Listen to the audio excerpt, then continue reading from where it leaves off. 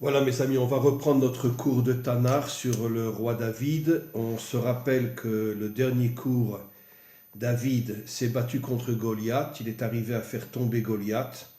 Et maintenant, après la mort de Goliath, il revient devant Shaoul. Uksheshuv David me'akot et aplishti, lorsque David a terminé de frapper le Philistin, Goliath, veikar oto Avner, Avner qui était le général de l'armée de Shaoul, Avner a pris David, Shaoul, et il l'a ramené devant Shaoul, Verosh Aplishti Biado, et David tenait la tête de Goliath dans sa main. Vayomer Elav Shaoul, Shaoul lui demande, Ben miata, évidemment, la question d'après le sens littéral, qui es-tu? C'est impossible, puisque Shaoul connaissait David, puisque David, déjà depuis de nombreux mois, jouait de l'harpe devant Shaoul afin de le soulager des tensions intérieures qu'il avait, comme on l'a déjà expliqué. Mais Shaoul ici demande plus profondément, je veux comprendre, mais qui tu es? Mais comment est-il possible qu'un jeune adolescent de ton âge peut faire tomber un géant qu'aucun de nos soldats a eu le courage d'affronter? Mais explique-moi, mais qui es-tu? D'où viens-tu? Vayomer David, et David a répondu, Ben Avdecha Yishai, Bet Alachmi, je suis ton serviteur et je suis le fils de Yishai qui habite à Bethléem. Alors là aussi, la réponse est bizarre. Qu'est-ce que ça veut dire? Je suis le fils de Yishai. En vérité, David a voulu faire comprendre à Shaoul qu'il y avait effectivement, comme on le sait, une très très grande polémique à l'intérieur du Ham Israël entre les rabbinim eux-mêmes.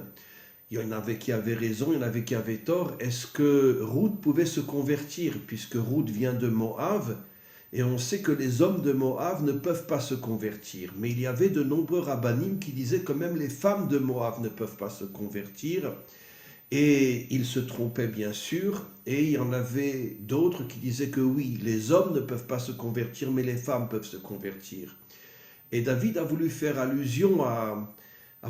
allusion à Shaoul, et il lui a dit, sache que je suis de la famille de Yishai, je suis donc de la famille de Ruth. Et si je suis arrivé à vaincre Goliath, tu le sais très bien, sans doute tous ceux qui m'ont entendu te l'ont répété, je ne pouvais supporter que Goliath insulte le Dieu d'Israël. Donc arrêtez de penser que je ne suis pas juif. C'est sûr et certain que Ruth avait le droit de se convertir, puisque je suis le seul à avoir réagi quand Goliath insultait le Dieu d'Israël. Si je n'étais pas juif, je n'aurais pas réagi. Regarde, tes soldats sont tous juifs, il n'y en a aucun qui a réagi pour faire tomber Goliath. Et moi, sur le personnage sur lequel une grande partie de notre peuple dit que je ne suis pas juif, je suis le seul à avoir réagi lorsque Goliath a insulté le Dieu d'Israël. Donc il faut, Shaoul, que tu comprennes que de nombreux rabbinim se trompent et Ruth avait, oui, le droit de se convertir. Vaïk echaloto ledaber el Shaoul, après que David ait terminé de parler à Shaoul, le fils de Shaoul, Venefesh Yonatan nikshera benefesh David, l'âme de Jonathan s'est profondément attachée à l'âme de David. Voyez-vous, Jonathan kenafsho, et Jonathan a commencé à aimer David comme lui-même. Et donc, qu'est-ce qui se passe ici? Nos maîtres, d'après les secrets de la Torah, nous disent quelque chose de très très important. Normalement, Jonathan aurait dû être l'héritier de son père Shaoul, donc le prochain roi d'Israël. Et voilà que Jonathan a un revirement inimaginable que je vais expliquer. Apparemment, il comprend, il ressent au plus profond de lui-même que le prochain roi d'Israël sera David, et il est prêt à renoncer à son poste de roi d'Israël, tellement il a un amour, tellement il a une reconnaissance pour David. De là, on comprend que Jonathan avait une humilité, une annulation de son ego inimaginable. Mais plus profondément encore, le Hari Akadosh révèle que Jonathan était le Gilgoul de Yosef. Et David, bien sûr, le Gilgoul de Yehuda. La réincarnation de Yosef, la réincarnation de Yehuda.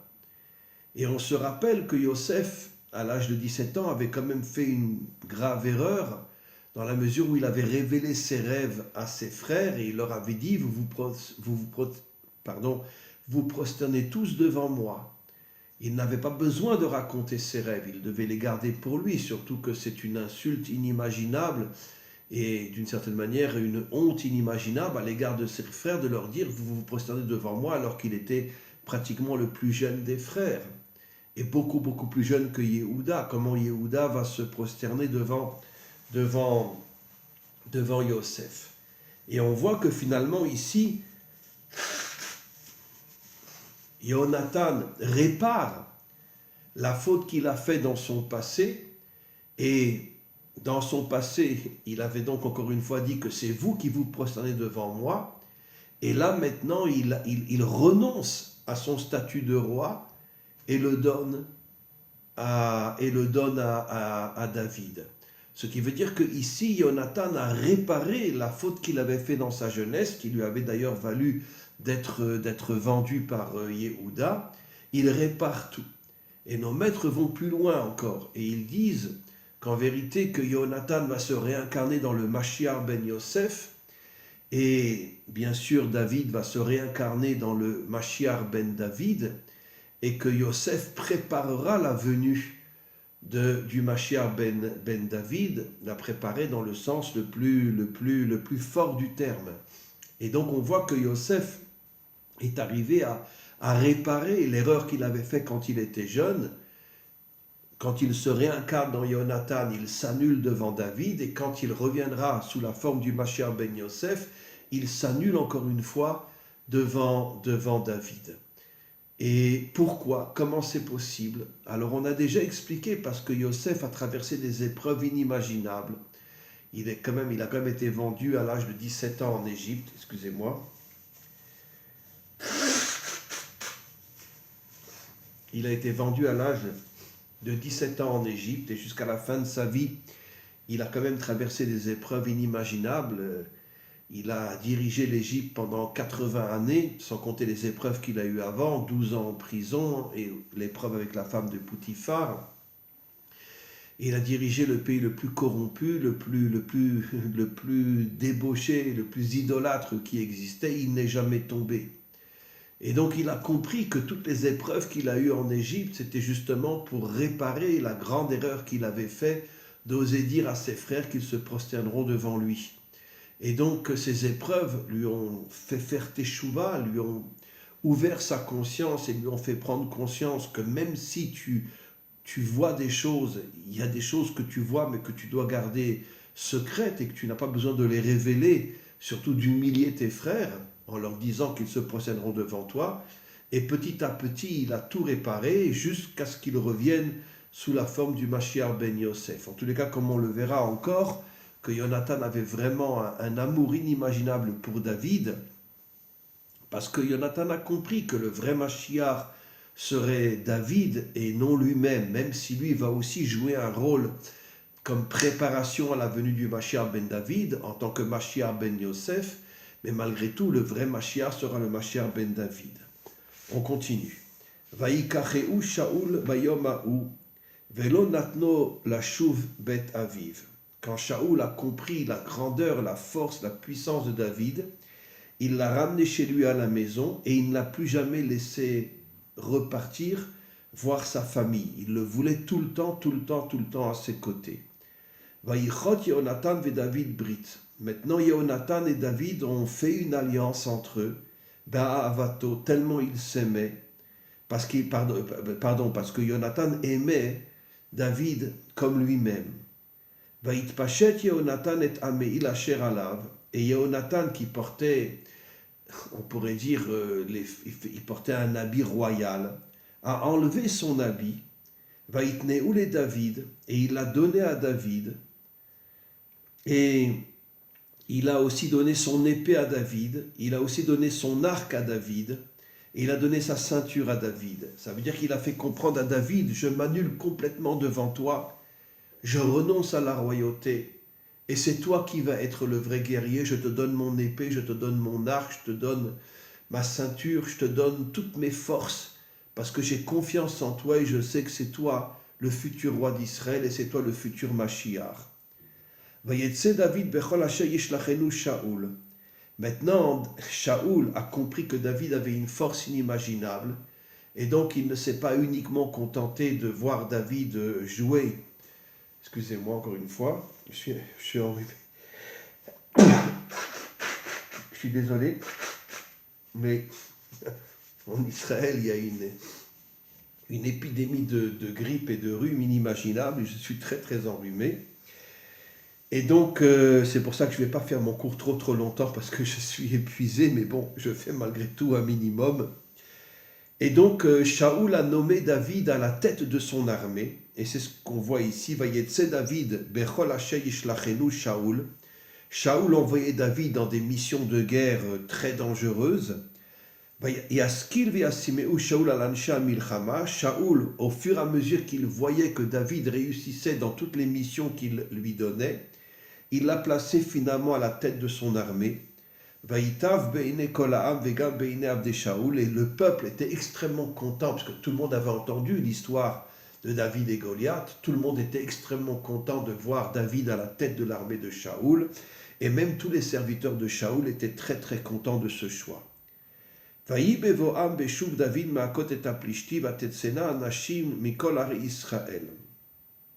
Maintenant, quand David revenait des combats qu'il menait, un jour est arrivé que énormément de femmes, de jeunes filles, de jeunes femmes, sont sorties à la rencontre de David pour le remercier, pour le louer de toutes les victoires qu'il menait. Mikol Hari Israël, ça veut dire que dans toutes les villes, il passait, jusqu'à ce qu'il revienne à Jérusalem, il passait par différentes villes, et dans toutes les villes sortaient les femmes d'Israël. Et elles chantaient, et elles dansaient. Likrat Shaoul Ameler Betupim Besimcho Beshlishim. Shaoul était venu à la rencontre de David et l'accompagnait, elles se mettaient toutes à chanter, etc.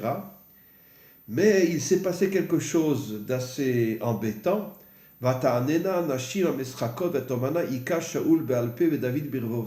elles ont commencé d'une certaine manière détournée à humilier Shaoul qui était le roi en disant, même si Shaoul lui est un homme fort, David est encore beaucoup plus fort que lui. Et quand Shaoul a entendu ça, devant tout le monde, c'était une honte terrible pour lui. Il est quand même le roi d'Israël. Comment les femmes osent dire que David est plus puissant que Shaoul? C'est exactement la même erreur que Yosef. Tu sais des choses, mais ne le dis pas, surtout que tu fais honte à Shaoul. Et donc, Vayichar les Shaoul me'od. Shaoul s'est mis extrêmement en colère. Vayira be'inav, et il a ressenti un malaise énorme.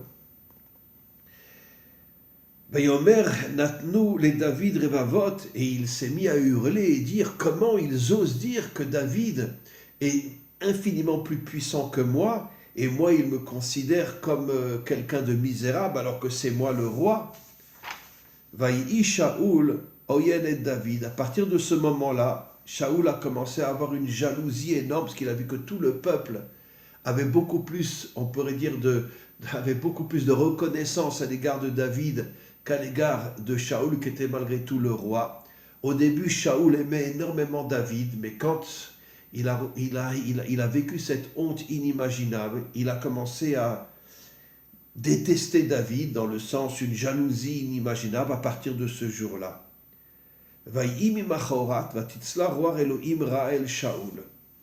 Le lendemain de cette histoire-là, à nouveau, un mauvais esprit est revenu sur Shaoul.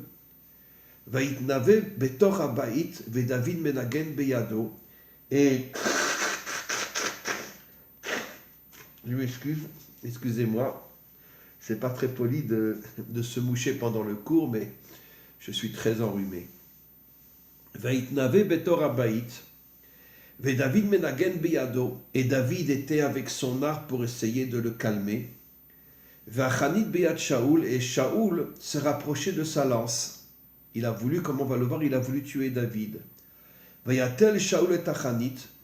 Shaoul a attendu que David lui tournait le dos. Il a pris sa lance et il a dit, je vais maintenant frapper David parce qu'il était rempli de jalousie. Vaïsov David Mipanav Pa'amaim. Mais David, sans le savoir, on va dire que aidé par Hachem, à chaque fois que Shaoul était prêt à lui lancer sa lance, il bougeait de place. Et donc Shaoul n'arrivait pas à le tuer. Vayar Shaoul milifne David. Et Shaoul a commencé à avoir peur de David en se disant, c'est pas possible, Dieu l'aide. Kiaya Hachem imo, il a compris que Hachem était avec David.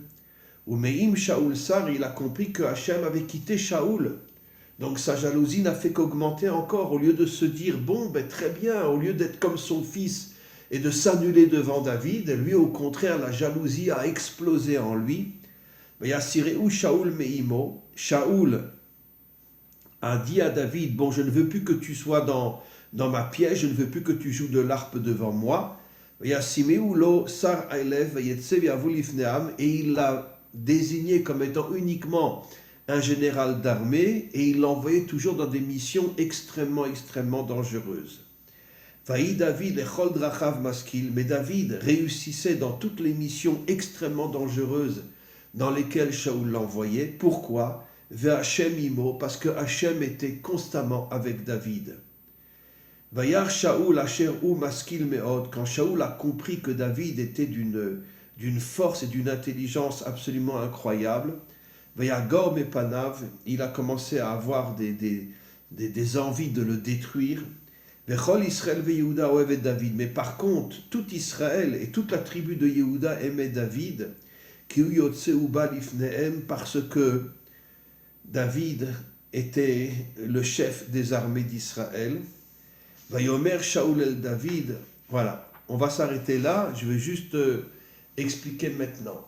Comment comprendre finalement que Shaoul, qui au départ était un homme juste, un homme bon, un homme droit, il est dit dans la Torah que quand il est devenu roi, il était comme un enfant de 1 an. Et nos maîtres se posent la question, ça veut dire quoi comme un enfant de 1 an ?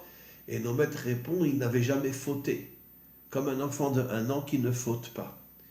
En plus, on voit que quand David est venu au début pour jouer de l'harpe et ça le soignait, il avait un amour fou pour David.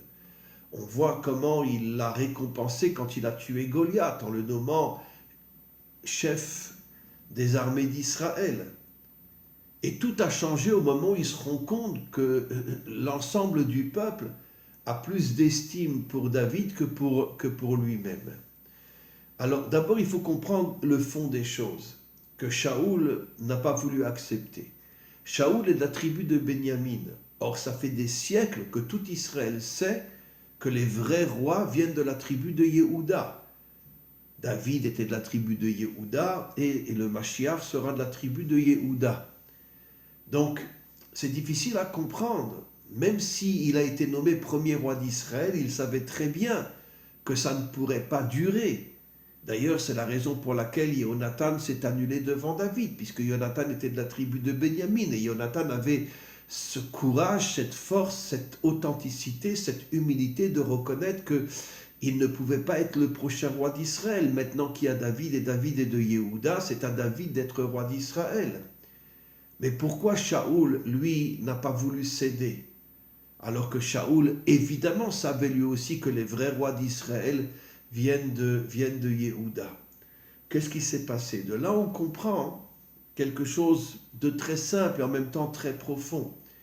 C'est que la jalousie, parce que lui était roi, Yonatan n'était pas encore vraiment roi, Yonatan a renoncé à son futur poste de roi, mais il n'était pas roi.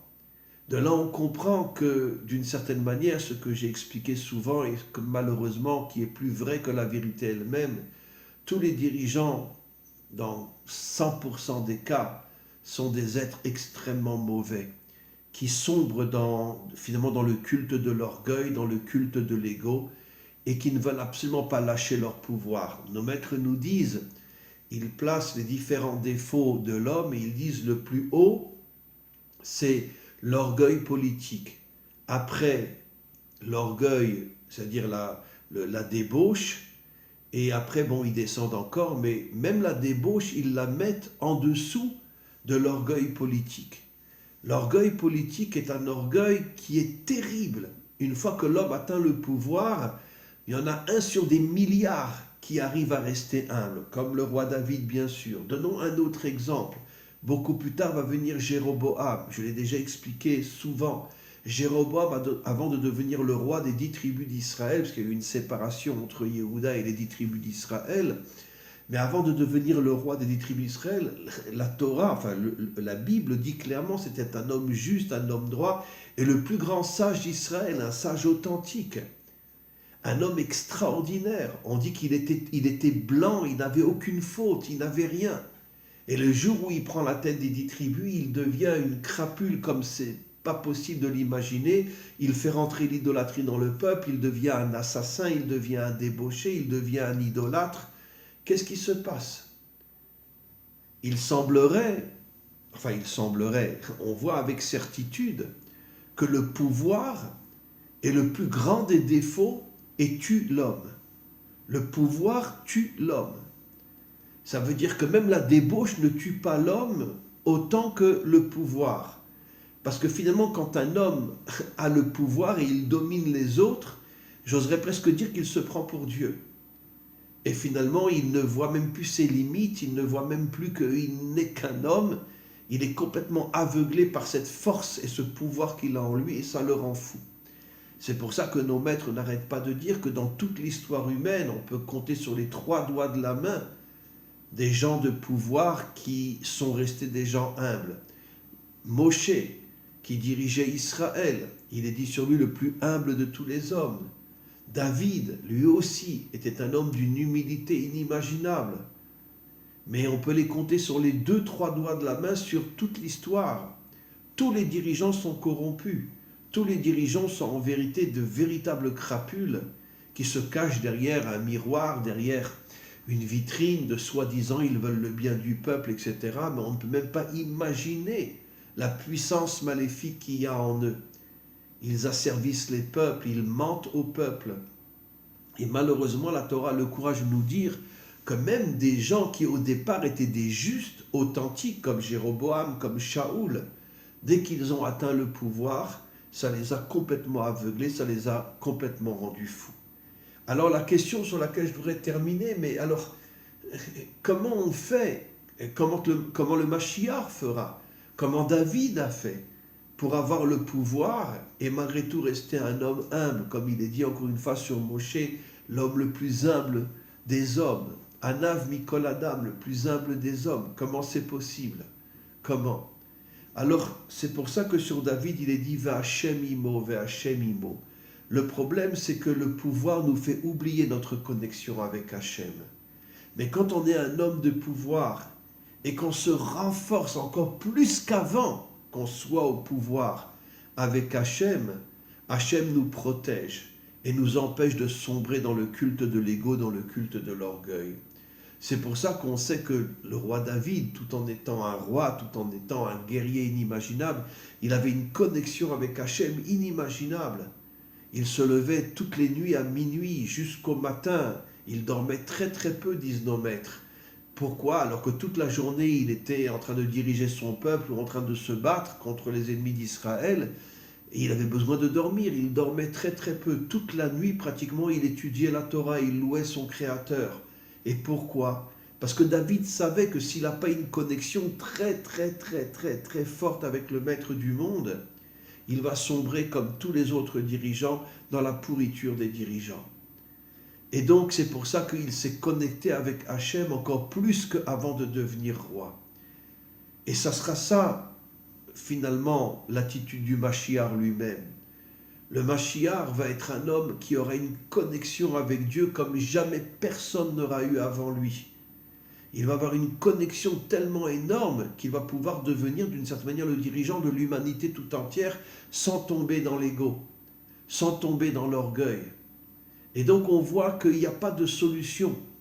Si tu es un homme qui a de l'argent, qui a le pouvoir, qui a la direction, tu dois te renforcer 1 milliard de fois plus qu'avant dans ta connexion avec Hachem. Plus tu montes, et plus tu dois te renforcer dans ta connexion avec Hachem. Sinon, tu vas tomber complètement. Voilà mes amis, on va s'arrêter pour aujourd'hui. Comme je vous ai dit, je suis un petit peu malade et donc on a fait un cours de 25 minutes malgré tout et on se retrouve très très prochainement.